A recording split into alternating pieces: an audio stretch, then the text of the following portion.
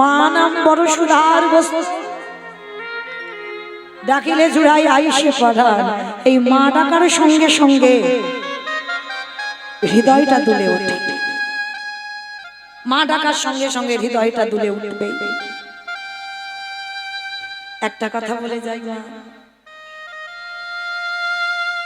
জগতে যাদের আছে একটু ধরে রেখো। সবার ভালোবাসায় কিছু না কিছু চাওয়া পাওয়া আছে, কিন্তু আমাদের মায়ের ভালোবাসায় কোনো চাওয়া পাওয়া নেই। আর এই পৃথিবীতে যারা হারিয়ে ফেলে, হাজার কাঁদলেও আর কোনো দিন ফিরে পাবে না।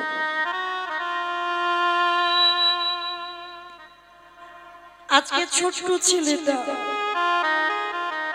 পিছনে পা ধরে টানছে, আর বাবা বলছে হ্যাঁ রে খোকা আয় না বাবা, বেরিয়ে আয়, আমি হাত ধরছি বেরিয়ে আয়। ছোট্ট ছেলেটা থাকতে পারলো না, বললো বাবা তুমি চলে যাও। মনে হয় আর তোমার সঙ্গে আমার যাওয়া হবে না। আমার সঙ্গে যাবি না মানে তুই কার সঙ্গে যাবি? যাবো কি করে? এরা যেভাবে আমার পা ধরে টানাটানি করছে, যে কোনো মুহূর্তে আমাকে দোকানের ভিতরে টেনে নেবে। বটো ওরে বটো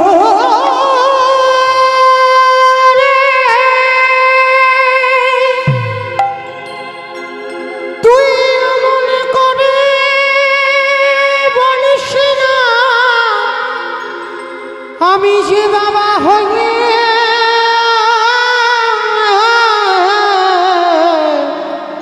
সহিতে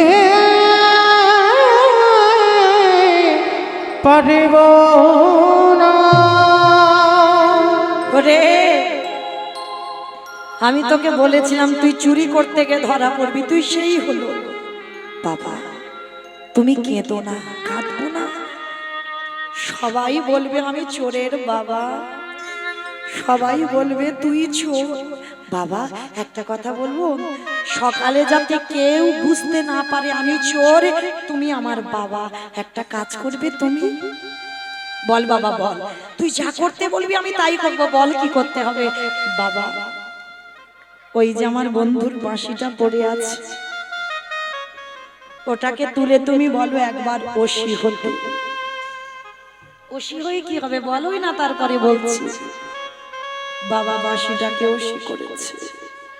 শোনো বাবা, যাতে কেউ বুঝতে না পারে, কেউ জানতে না পারে তোমার ছেলে চোর, তার বিনিময়ে আমার মস্তকটাকে ছেদন করে নিয়ে পালিয়ে যাও। খোকা খোকা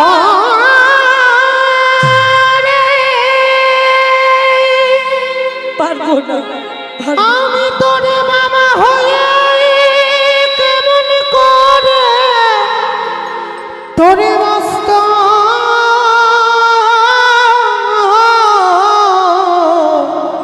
ছেদন করিব।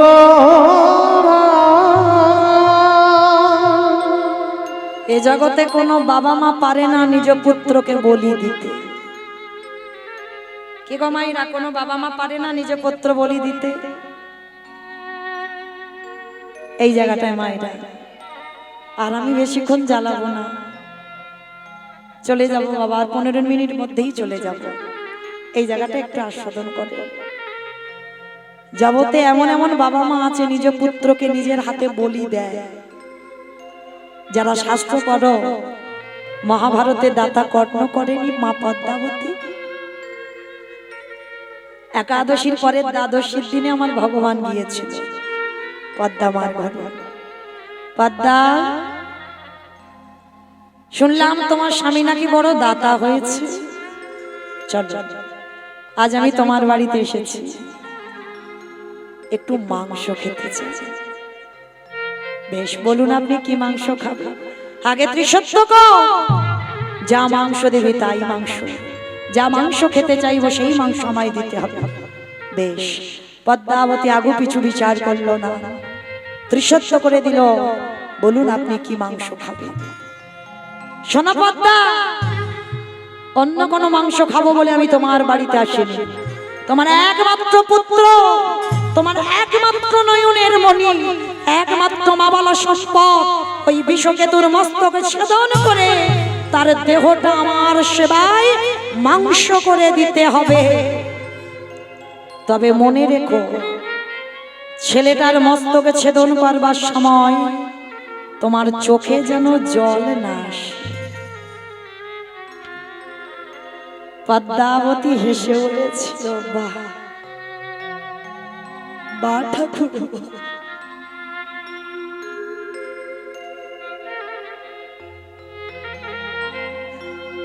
এ তোমার কেমন লীলা। আমি মা হয়ে নিজ পুত্রকে বলি দেব, ঠিক আছে, আমি তো এটাই চেয়েছিলাম যে আমার সন্তান একদিন বৈষ্ণব সেবা।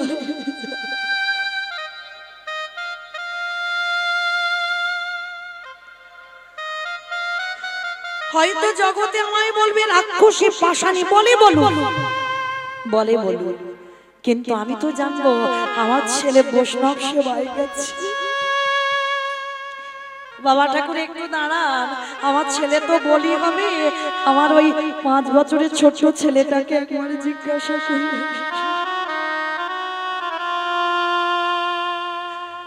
বিষকেতু বন্ধুদের সঙ্গে খেলছে, আর পিছন থেকে মা গিয়ে ডাক দিয়েছে, বিষ বন্ধু, আমার মা এসেছে, আমার মা ডাকছে, একটু দাঁড়া। ছুটতে ছুটতে এসেছে, মা ওমা, মা আমায় ডাকছিলে, বলো মা কি হয়েছে।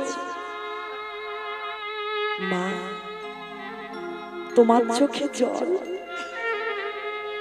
তুমি কাঁদছো, বলো না মা তুমি কাঁদছো কেন।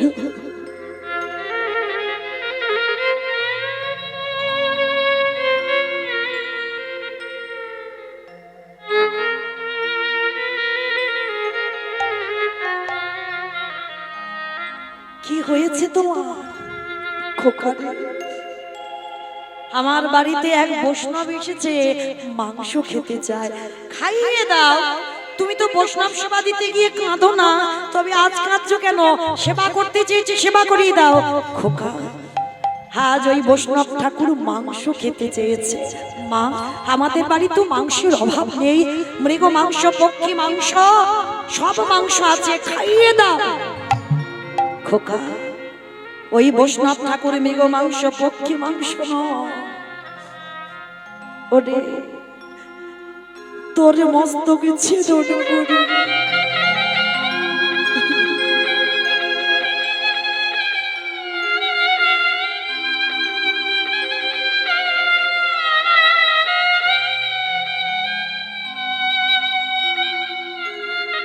দেহটা মাংস করে দিতে বলেছে। মা, মাগো, আমার দেহ বৈষ্ণব সেবায় যাবে,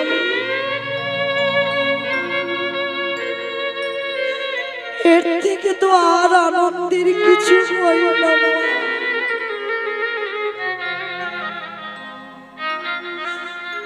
তোমার মতো মা হওয়া ধন্য,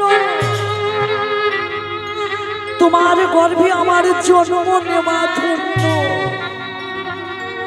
কেঁদো না মা, কেঁদো না, তোমার চোখের জলে আমার যাবার পথ পিছল হয়ে যাবে, কেঁদো না। হাসতে হাসতে আমার বিদায় দাও। পদ্ম পাতায় এক বিন্দু জল দিলে যেমন টলমল টলমল করে, জীবন পদ্ম পাতায় প্রাণরূপ জলবিন্দু টলমল করছে। কখন যে পড়ে যাবে তা কেউ জানে না।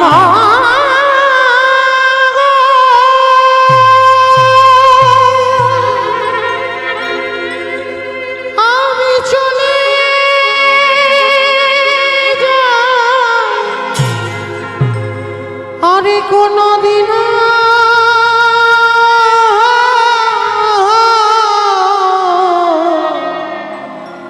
দেখা হবে না। বন্ধুদের কাছে গিয়ে বলছে, বন্ধু আর তোদের সঙ্গে আমার দেখা হবে না রে, আমি যাচ্ছি, আমার এই দেহ বৈষ্ণব সেবায় মাংস করে আমার দেবে আমার। জীবন নদীর আসি বন্ধু, নাইয়া চির জনমের মতো আমার বিদায় দি। এই ভাবিনি খেলা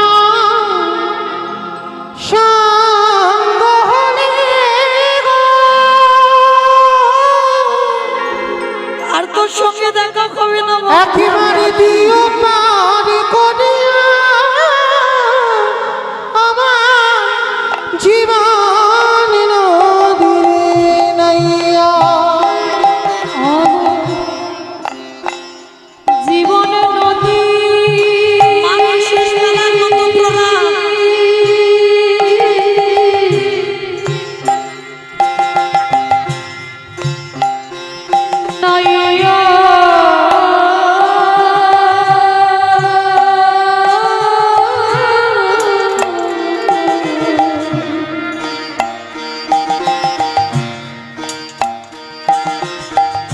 আমার ভাবের খেলা সব হলে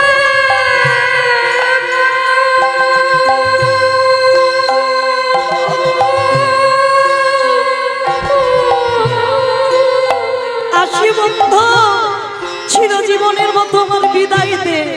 দিও মনে হারিয়ে আমার জীবন নদীতে নাইয়া।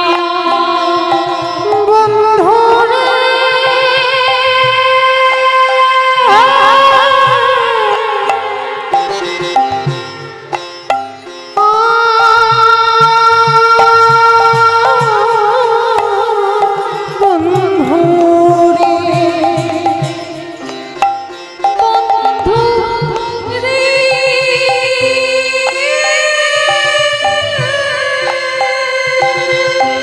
আর আসবো না তোদের কাছে।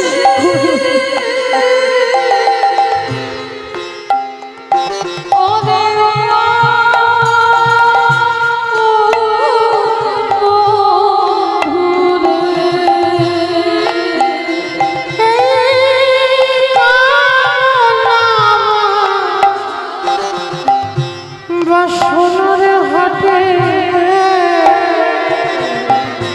বন্ধু চিরজনমের মতো আমার হাসতে হাসতে বুঝি বেঁধে ছিলাম বাসা।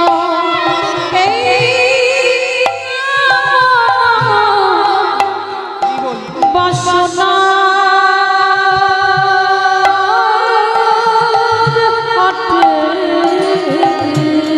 আসি বন্ধু,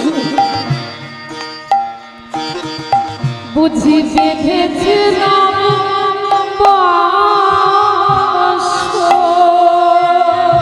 সবই অচল হবে আমার যাওয়ার কালে গো।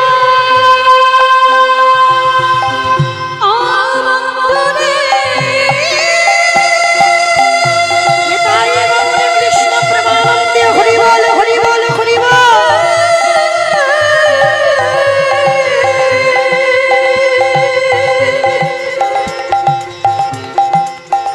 বন্ধুরে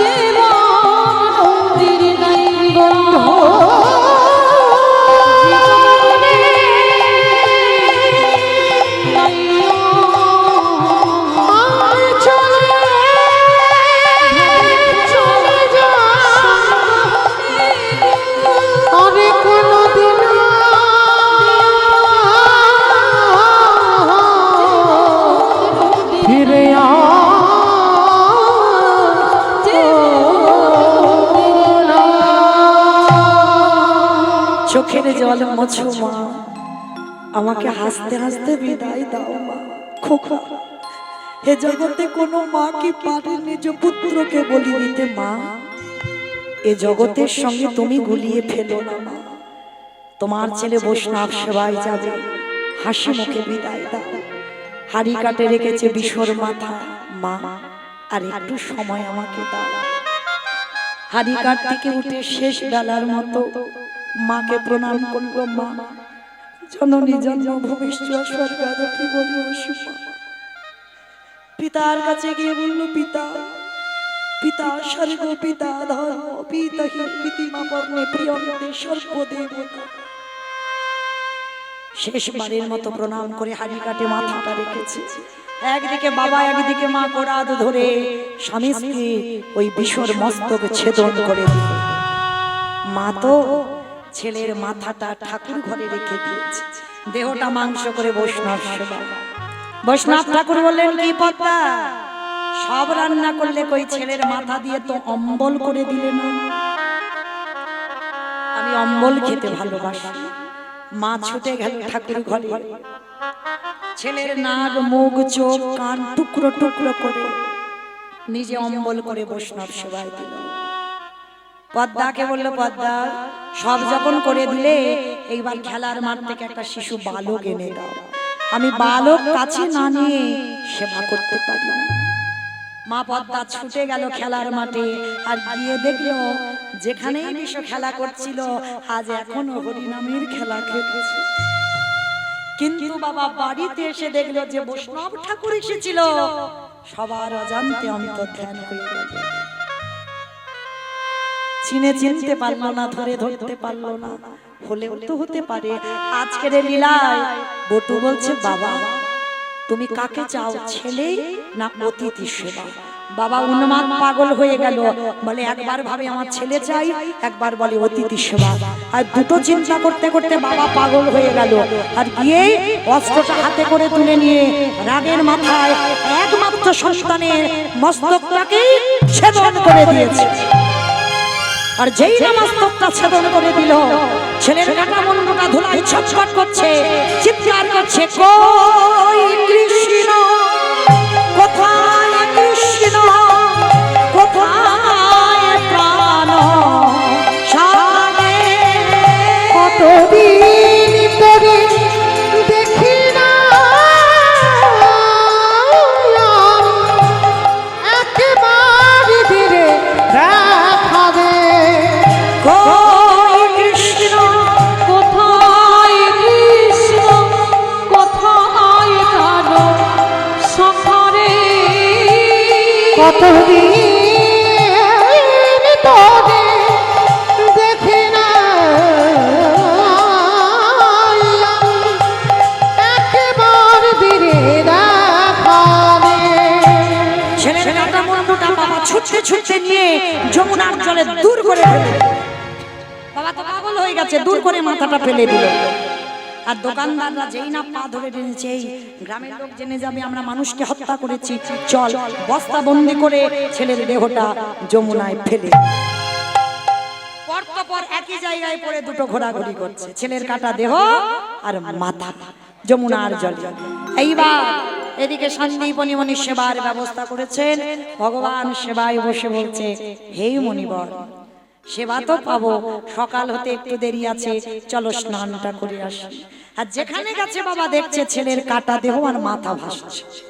কোনো বাবা দেখতে পারে, পিছন ঘুরে আছে। মনিবর ভালো করে দেখো তো, তুমি কি চেনো একে? এক বাক্যে বলেছিল, আমি চিনি না, জানি না। ভগবান বলছে, শোনো, আমি ধ্যানে বসতে পারি, আর যদি দেখতে পাই তোমার সঙ্গে রক্তের সম্পর্ক আছে, আমি কিন্তু আর সেবা পেতে যাব না। চরণ ধরিয়ে ধরে বললেন, হে বৈষ্ণব ঠাকুর, এটা অন্য কেউ নয়, আমার একমাত্র পুত্র বটুর দেহ। সমস্ত ঘটনাটা খুলে বললেন। বলার পর বলছে, দাঁড়াও, কেঁদো না, আমি ছেলের দেহটা বাঁচিয়ে দেব, প্রাণ দেব। দেহটাকে তুলেছে, মাথাটাকে তুলেছে, এক জায়গায় রেখেছে, প্রাণ পড়ে দেব, আগে তো জোড়া লাগাতে হবে। নয়ন ইঙ্গিত করে ব্রহ্মাকে ডাকছে, ব্রহ্মা দেখো তো তুমি জোড়া লাগাতে পারো কিনা। ব্রহ্মা চেষ্টা করছে, জোড়া লাগাতে পারছে না। ভোলানাথ দেখো তো তুমি পারো কিনা। ভোলানাথ জোড়া লাগাতে চাইছে, জোড়া লাগছে না।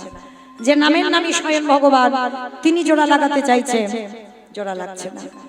তো মায়েরা, আমি বলেছিলাম লীলার শেষে আমার দুটো প্রশ্ন আছে, উত্তর দিলেই আমি বিদায় নেব আপনাদের চরণ থেকে। এইবার দেখি উত্তরগুলো দেন। ব্রহ্মা বিষ্ণু মহেশ্বর কেউ পাচ্ছে না ছেলের কাটা দেহ জোড়া লাগাতে, কে বাকি আছে? ভগবান নারদকে বলছে, নারদ তুমি দেখো পারো কিনা। আর নারদের অভ্যাস কি গো? হাটে মোরারে মাধব বৈঠবে ভারে, গোপাল গোবিন্দ মুকুন্দ সৌরে। হরে মুরারি মধু কৈতব হারি, গোপাল গোবিন্দ মুকুন্দ সৌরে। রাম নারায়ণ মুকুন্দ মধুসূদন, কেশব কংসারে হরে বৈকুণ্ঠ বামন।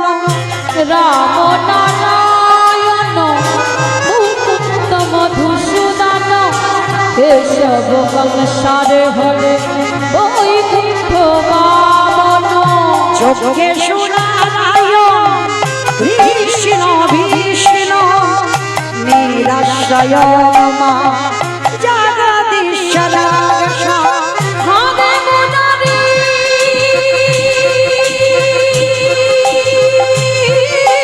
হরে মুরারি হরে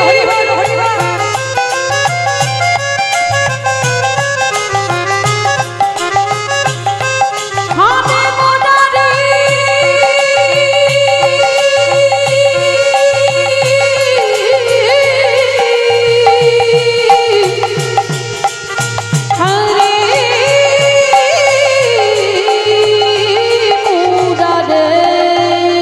হরি মুরারি মাধব কৈতব হারে, গোপাল গোবিন্দ মুকুন্দ সৌরে।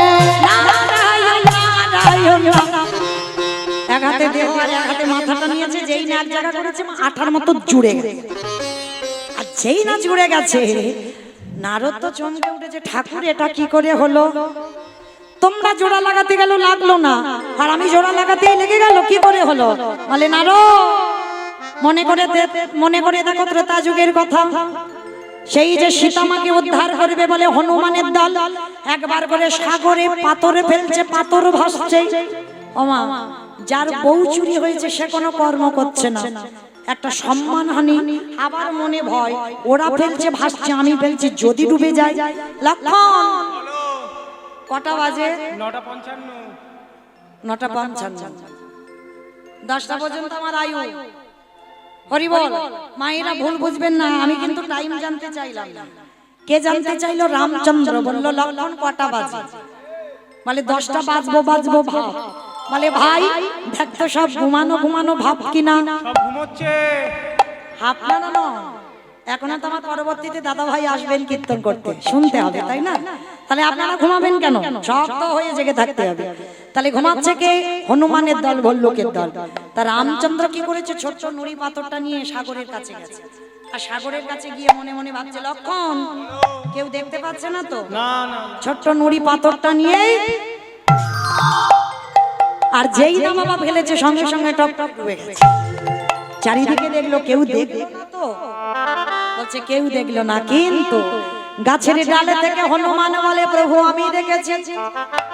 ও ঠাকুর, রাত 10টার সময় তুমি নুড়ি পাথর ফেলতে এসেছো? বলে হনুমান কাউকে বলো না, তোমরা ফেলছো ভাসছে, আমি ফেলছি ডুবছে কেন? হে রাম দয়াময়, আমাদের পাথরের গায়ে লেখা আছে রাম নাম, আর তোমার পাথরের গায়ে রাম নাম লেখা নাই। প্রভু আজও রামেশ্বরে যারা যাবেন গিয়ে দেখবেন ত্রেতা যুগে রামে নামের গুণে শিলা জলে ভাসে। বলি শোনা শোনা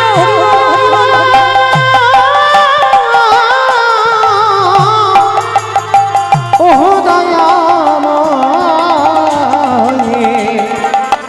রামের নামের গুণে শিলা জলে ভাসে। ফিরে আসেন লীলায়।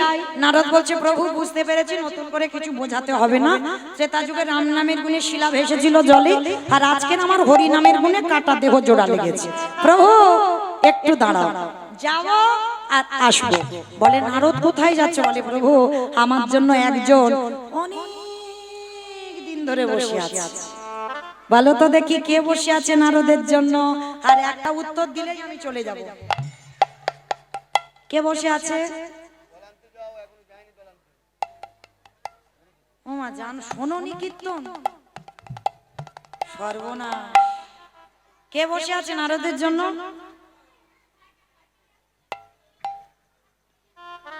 হয়ে গেল। বাতাসাগুলো এবার খাওয়ার কি হবে বলো? করার কিচ্ছু নেই। সারা বছর ছেলেপুলে পড়াশোনা করলে রেজাল্ট হাতে এলে বোঝা যায় কি করলো। তাহলে আমি এই যে এতক্ষণ কি করলাম বাবা, এখানেই তো বোঝা গেল। কেউ বলতে পারছো না? নারদ, নারদের জন্য কে বসে আছে? সেই মর্তধামের মা। মনে পড়ছে একটু একটু নাকি একটু একটু মনে পড়ছে না? যে প্রশ্ন করেছিল কীর্তন শুনলে কি হয়, কীর্তন গাইলে কি হয়, যারা টিভি সিরিয়াল দেখে তাদের কি হয়, প্রশ্ন করেছিল তো। সেই মার কাছে গেতে, মাটাকেই জগৎ জননী মা, সে মার কাছে গিয়ে বলছে মা সবে উত্তর পেলাম। বলে কি পেয়েছো? এই কীর্তন শোনার মতো যদি শোনা যায়, গাওয়ার মতো যদি গাওয়া যায়, নামের গুণে শিলা জলে ভাসে, নামের গুণে বোবা কথা বলে, নামের গুণে ঘোড়া কেটে চলে, নামের গুণে কাটা দেহ জোড়া লাগে, নামের গুণে সংসারের অমঙ্গল দূরীভূত হয়। এতগুলো জিনিস হবে, কিন্তু অমাইরা তরকারি বানাতে পারো? তেল দেবেন, হলুদ দেবেন, লঙ্কা দেবেন, জিরে দেবেন, ফোড়ন দেবেন, তেজপাতা দেবেন, জল দেবেন, কাঠ দেবেন, উনান দেবেন, সব দেবেন। কোনটা না দিলে খাওয়া যাবে না? কাঁচা লঙ্কা না, লবণ। লবণ না দিলে তরকারির স্বাদ হবে না। আর দেখবেন বাবা, চোখের জল হচ্ছে একটু নোনা ভাব। তরকারিতে যেমন লবণ দিলে তরকারির স্বাদ হয়, কীর্তন শুনতে শুনতে গাইতে গাইতে যদি একজন ভক্তের লবণ রূপী চোখের জল তার চরণে দিতে পারো, সেদিন থেকে তুমি জানবে তোমার নরজন ধন্য হলো ভক্তি।